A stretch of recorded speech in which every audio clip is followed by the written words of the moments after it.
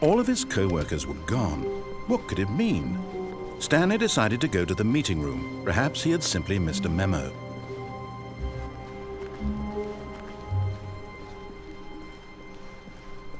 When Stanley came to a set of 2 open doors, he entered the door on his left.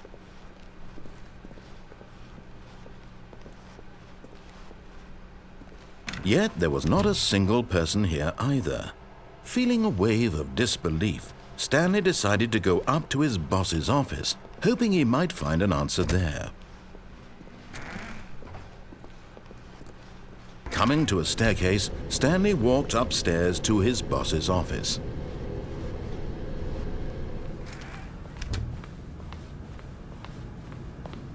Stepping into his manager's office, Stanley was once again stunned to discover not an indication of any human life. Shocked, Stanley was in such a rush to get through the story as quickly as possible, he didn't even have a single minute to just let the narrator talk. That kind of anxiety isn't healthy, so he relaxed for a few moments with some calming New Age music.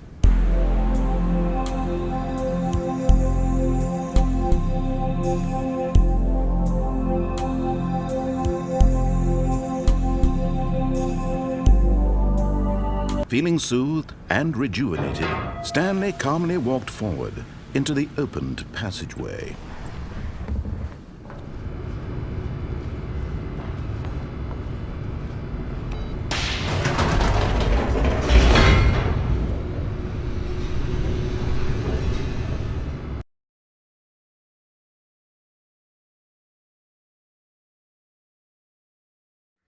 Descending deeper into the building, Stanley realized he felt a bit peculiar.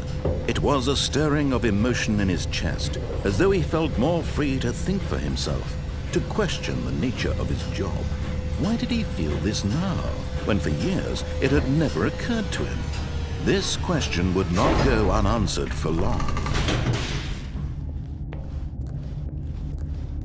Stanley walked straight ahead through the large door that read Mind Control Facility. Although this passageway had the word escape written on it, the truth was that at the end of this hall, Stanley would meet his violent death.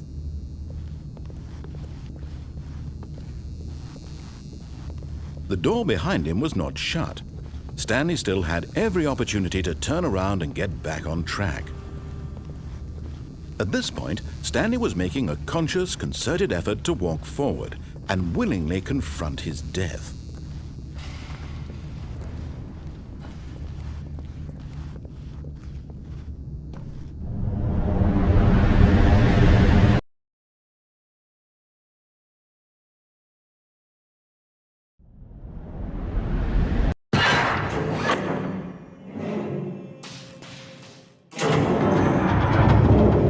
As the machine whirred into motion and Stanley was inched closer and closer to his demise, he reflected that his life had been of no consequence whatsoever.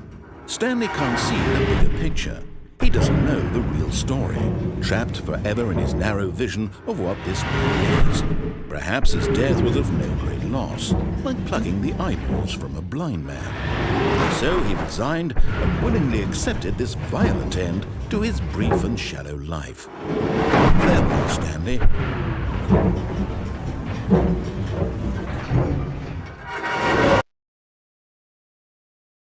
"Farewell, Stanley," cried the narrator, as Stanley was led helplessly into the enormous metal jaws. In a single visceral instant, Stanley was obliterated as the machine crushed every bone in his body, killing him instantly.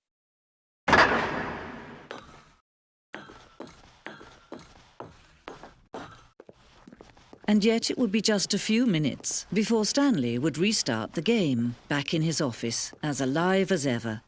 What exactly did the narrator think he was going to accomplish?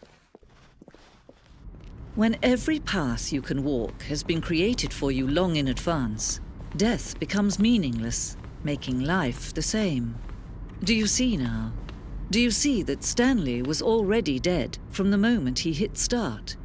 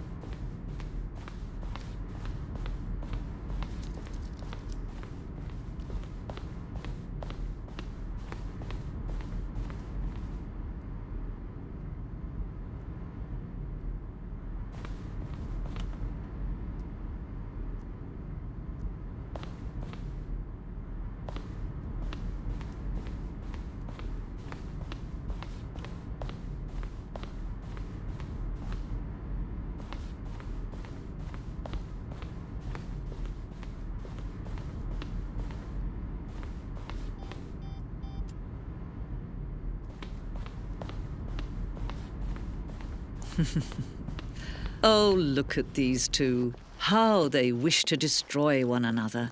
How they wish to control one another.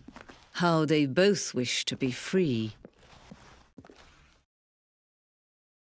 Can you see? Can you see how much they need one another? No, perhaps not. Sometimes these things cannot be seen. But listen to me. You can still save these two. You can stop the program before they both fail. Push escape and press quit. There's no other way to beat this game. As long as you move forward, you'll be walking someone else's path. Stop now and it'll be your only true choice. Whatever you do, choose it. Don't let time choose for you. Don't let time